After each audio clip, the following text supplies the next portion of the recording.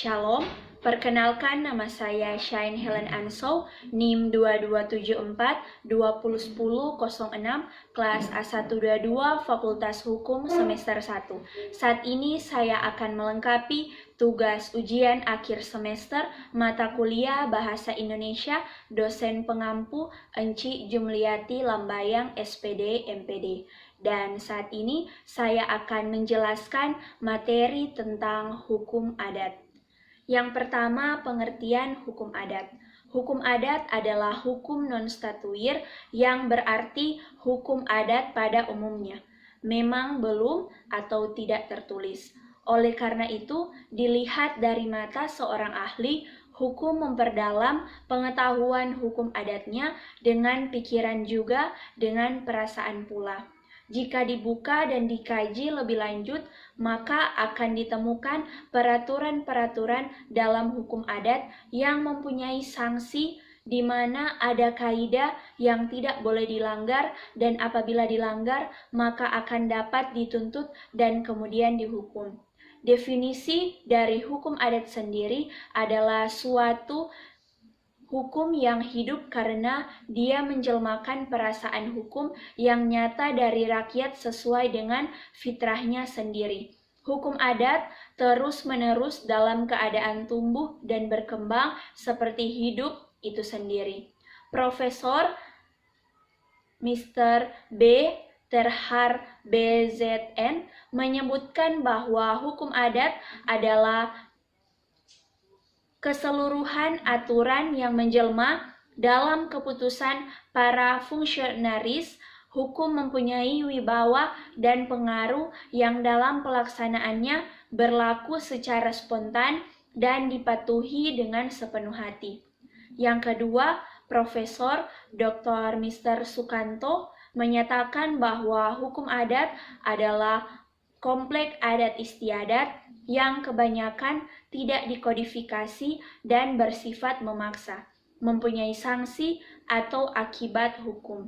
Yang ketiga, Profesor Dr. Mr. R. Supomo, hukum adat adalah hukum yang non-statuter yang sebagian besar adalah hukum kebiasaan dan sebagian kecil adalah hukum Islam. Yang keempat, Profesor Mr. Kusumadi Pujosewoyo, hukum adat adalah keseluruhan aturan tingkah laku yang adat dan sekaligus hukum pula. Yang kelima, Profesor Mr. Cornelis van Vollenhoven, hukum adat adalah keseluruhan aturan tingkah laku positif yang di satu pihak mempunyai sanksi hukum dan pihak lain dalam keadaan tidak kodifikasi adat. Dari beberapa pendapat para ahli hukum mempunyai pengertian hukum adat, dapat disimpulkan bahwa hukum adat ialah norma-norma yang bersumber pada perasaan peradilan rakyat yang meliputi aturan tingkah laku dan perbuatan manusia dalam kehidupan sehari-hari yang sebagian besar tidak tertulis tetapi senantiasa ditaati dan dihormati oleh rakyat karena mempunyai sanksi atau akibat tertentu. Kedua, sejarah penemuan hukum adat. Pemahaman mengenai hukum adat selama ini yang terjadi bila meminjam istilah Spartley dan McCurdy tahun 1975 ialah adanya sikap legal ethnocentrism, yakni the tendency to view the law of other cultures through the concept and assumption of Western. Padahal sikap legal ethnocentrism itu mengundang kritik antara lain A. Cenderung meniadakan eksistensi dari hukum pada berbagai masyarakat. B. Cenderung mengambil bentuk sistem hukum barat sebagai dasar dari penelaan dan penyusunan kebijakan.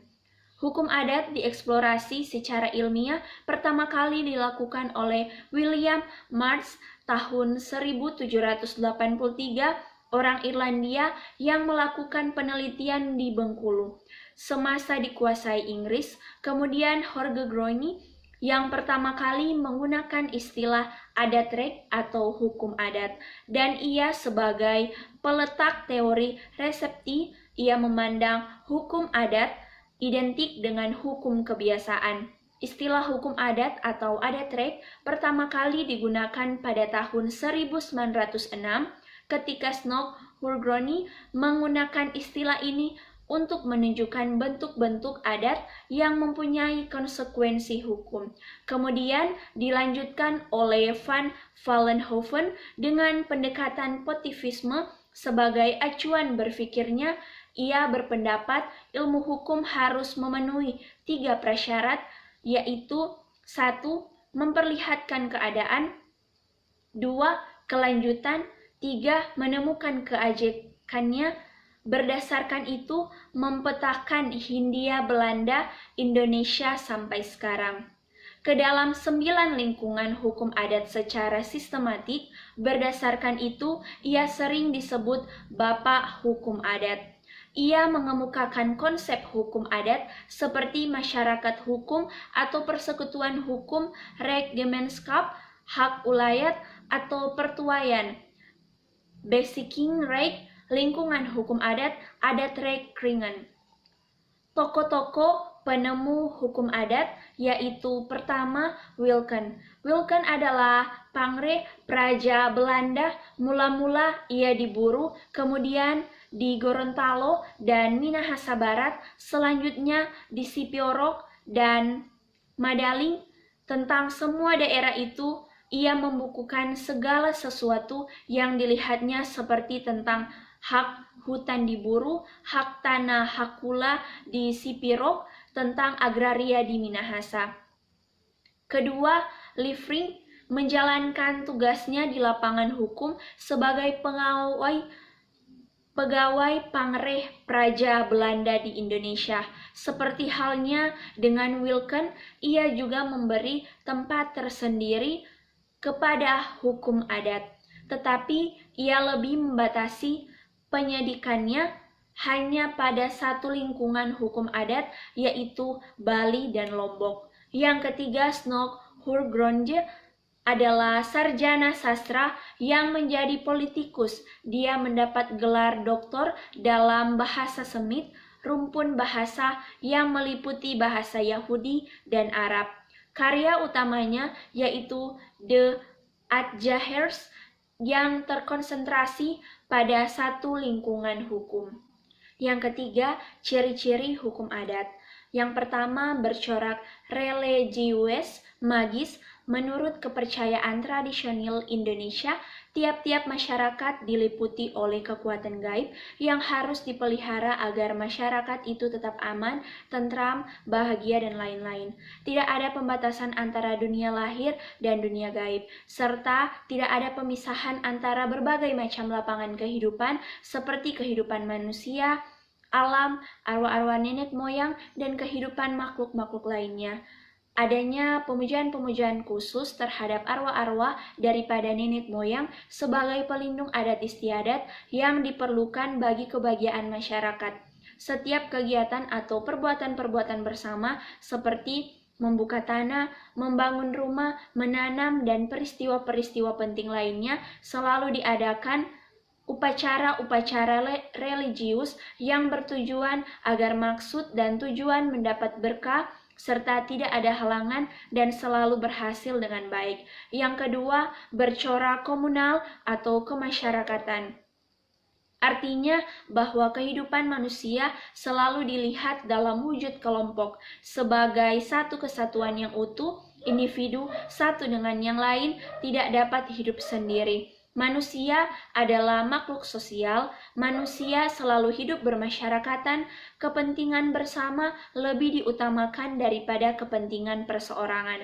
Yang ketiga, bercorak demokrasi, bahwa segala sesuatu selalu diselesaikan dengan rasa kebersamaan, kepentingan bersama lebih diutamakan daripada kepentingan-kepentingan pribadi sesuai dengan permusyawaratan dan perwakilan sebagai sistem pemerintahan. Adanya musyawarah di balai desa, setiap tindakan pamong desa berdasarkan hasil musyawarah dan lain sebagainya. Keempat, bercorak kontan, pemindahan atau peralihan hak dan kewajiban harus dilakukan pada saat yang bersamaan, yaitu peristiwa penyerahan dan penerimaan harus dilakukan secara serentak. Ini dimaksudkan agar menjaga keseimbangan di dalam pergaulan bermasyarakat. Kelima, bercorak konkret, artinya adanya tanda yang kelihatan, yaitu tiap-tiap perbuatan atau keinginan dalam setiap hubungan hukum tertentu harus dinyatakan dengan benda-benda yang berwujud. Tidak ada janji yang dibayar dengan janji, semuanya harus disertai tindakan nyata. Tidak ada saling mencurigai satu dengan yang lain. Yang keempat, sumber-sumber hukum adat. Yang dimaksud dengan sumber hukum adat di sini adalah sumber mengenal hukum adat atau sumber dari mana hukum adat kita ketahui atau sumber di mana asas-asas hukum adat menyatakan dirinya dalam masyarakat, sehingga dengan mudah dapat kita ketahui sumber-sumber itu adalah yang pertama, kebiasaan atau adat kebiasaan. Sumber ini merupakan bagian yang paling besar yang timbul dan tumbuh dalam masyarakat yang berupa norma-norma atau tingkah laku yang sudah ada sejak dahulu. Adat kebiasaan ini meskipun tidak tertulis tetapi selalu dihormati dan ditaati oleh warga masyarakat. Sebagai aturan hidup manusia dalam hubungannya dengan manusia lain, oleh karena itu tidak tertulis, maka adat kebiasaan ini hanya dapat dicari dalam kehidupan masyarakat yang bersangkutan, atau dalam berbagai peribahasa, pepatah, kata-kata mutiara, atau dalam perbuatan simbolik yang penuh dengan arti kiasan. Yang kedua, keputusan para petugas hukum.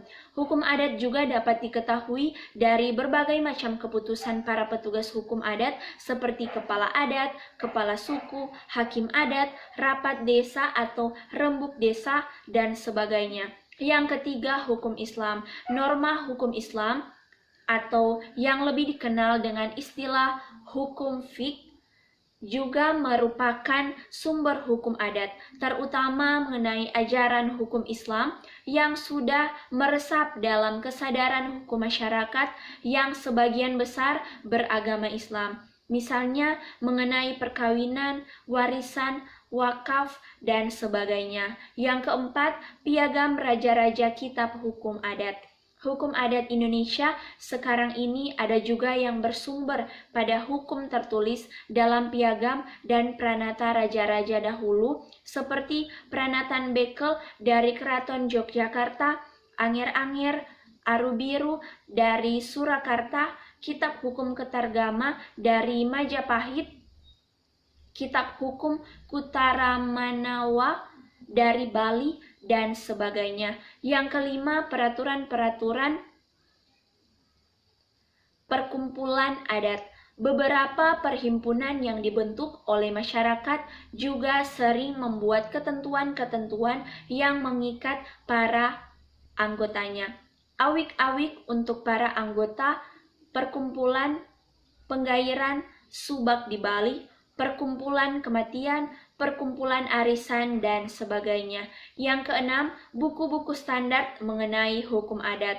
Buku-buku mengenai hukum adat terutama yang merupakan hasil penelitian dari pengamatan para sarjana hukum adat yang terkenal, merupakan sumber adat yang penting terutama bagi para pelajar dan mahasiswa yang sedang mempelajari hukum adat, seperti misalnya Bagenselen and Stetzel, Van Het Adatrecht, susunan Terhar Het Adatrecht, Van Nederlands Indi, susunan Van Vollenhoven, Het Adat Privatrecht, Van Middel Java, susunan Yodiguno dari Tirawinata, Het Adat Privat Recht, Van West Java, susunan Supomo, dan sebagainya.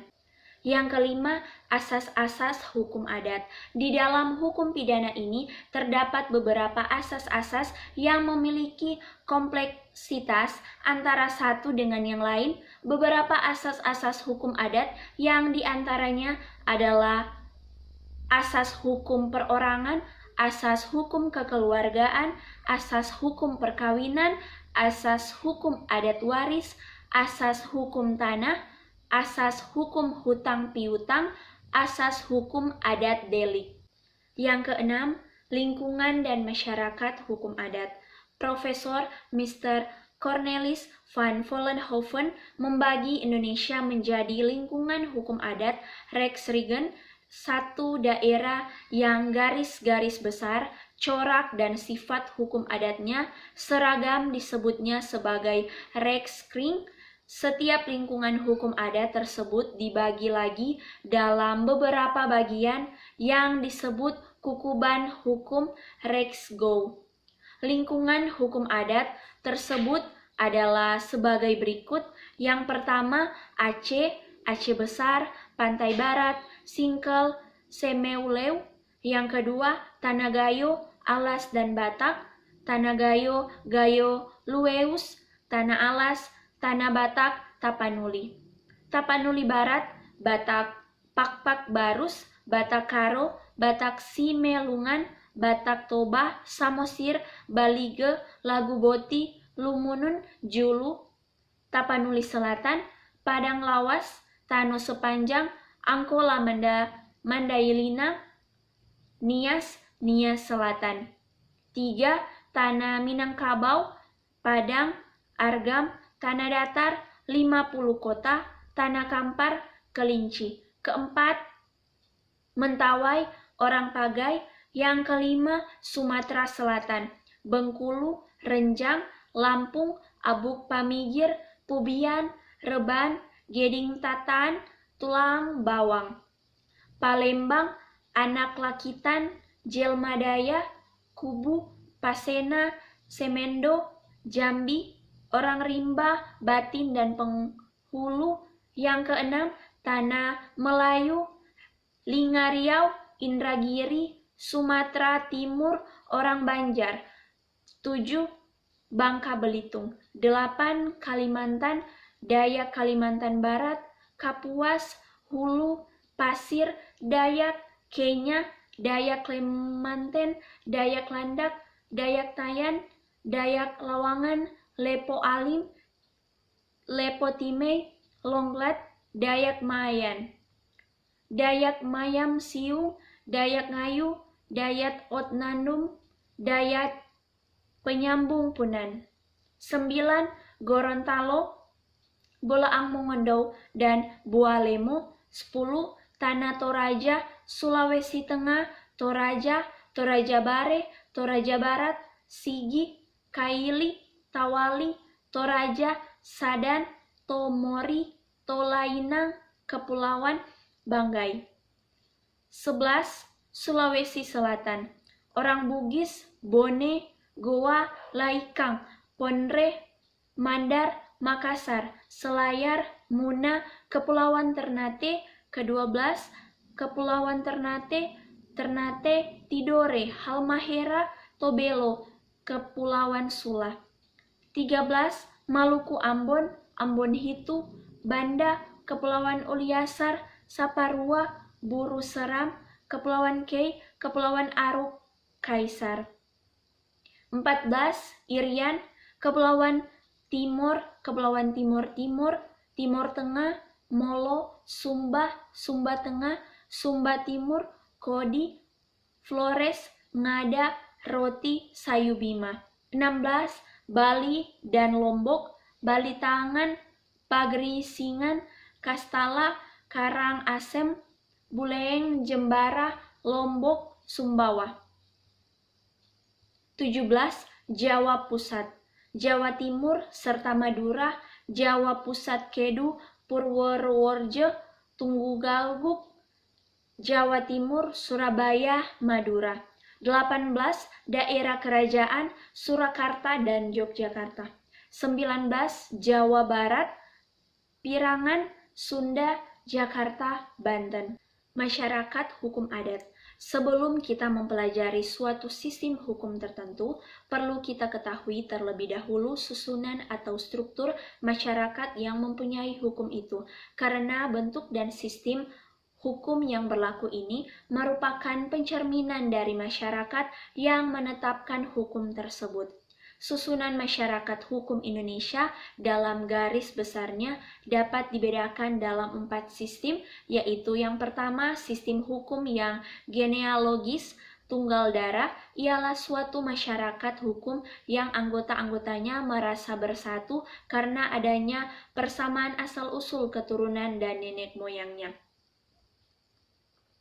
Masyarakat genealogis ini dapat dibedakan dalam A. Masyarakat patrilineal, yaitu pertalian kekeluargaannya dilacak dari garis besar keturunan laki-laki, misalnya marga di Batak. B. Parental, yaitu yang pertalian kekeluargaannya dilacak dari garis keturunan laki-laki dan perempuan kedua orang tuanya, seperti Pandam di Dayak, Kalimantan Tengah.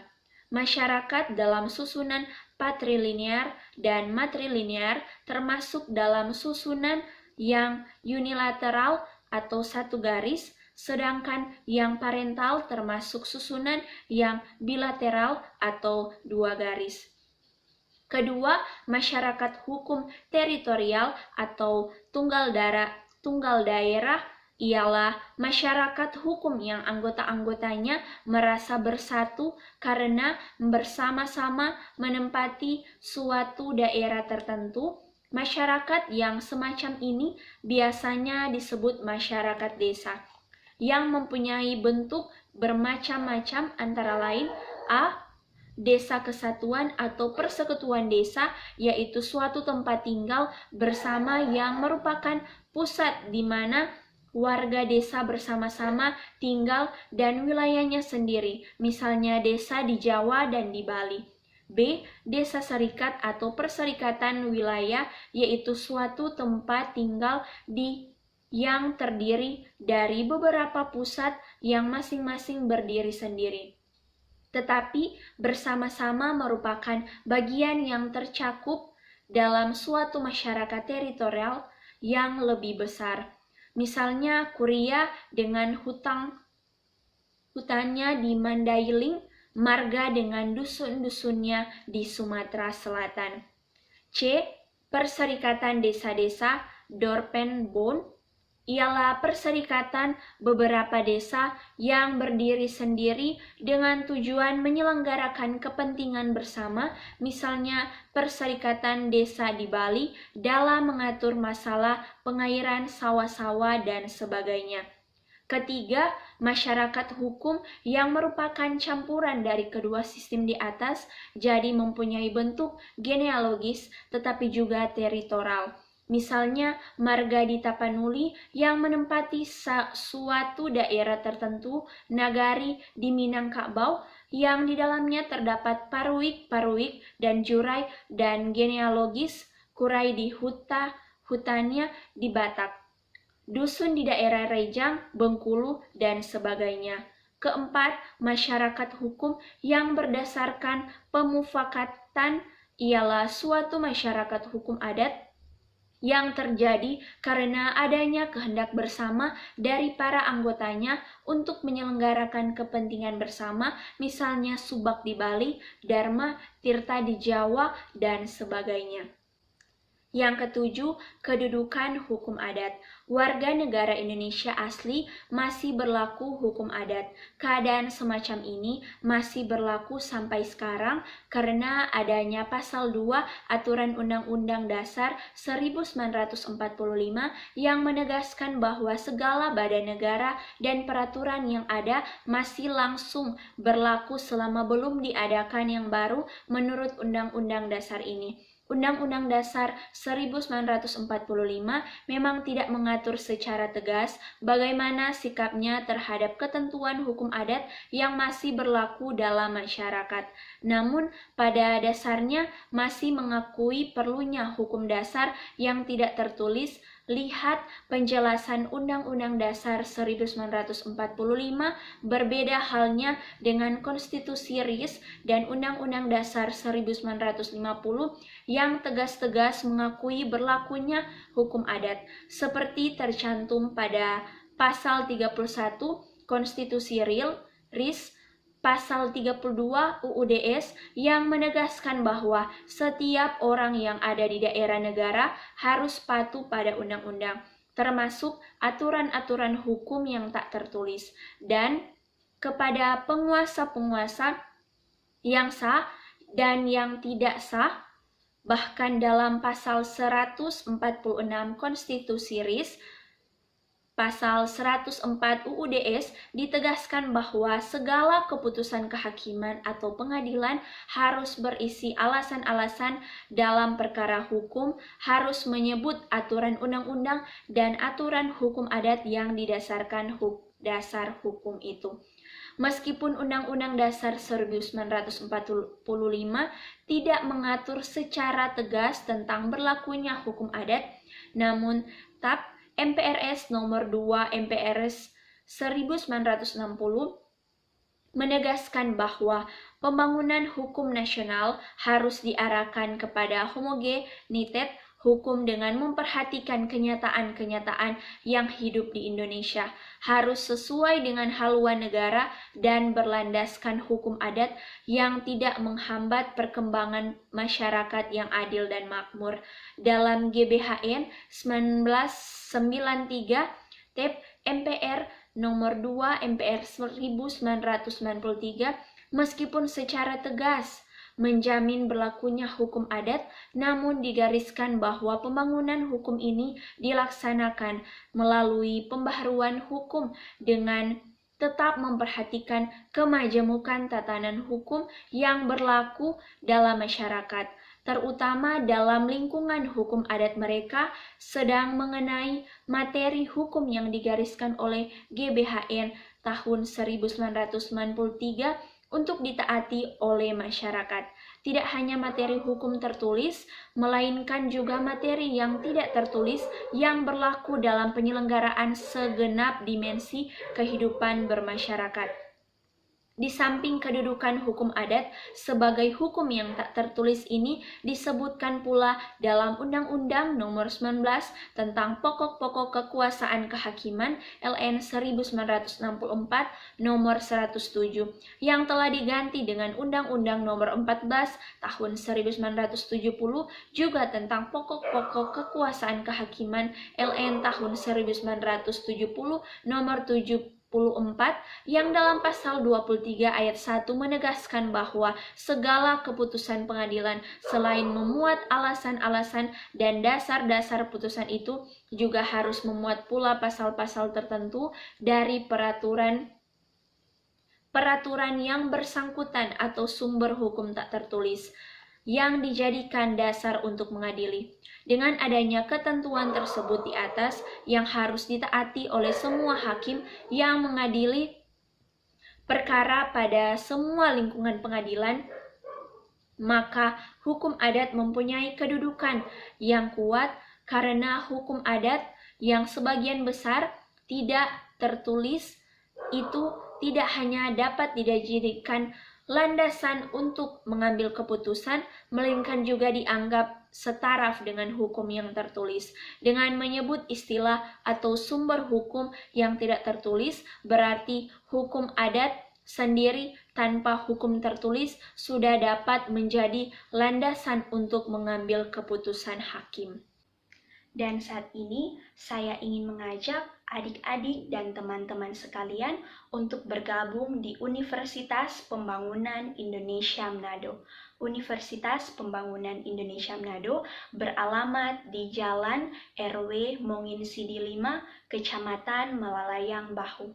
Di Universitas Pembangunan Indonesia Manado memiliki 6 fakultas unggulan yang menjadi minat dan juga bakat dari adik-adik dan teman-teman sekalian, yaitu Fakultas Hukum, Fakultas Keperawatan, Fakultas Ilmu Sosial dan Ilmu Politik, Fakultas Teknik, Fakultas Pertanian, dan Fakultas Sastra.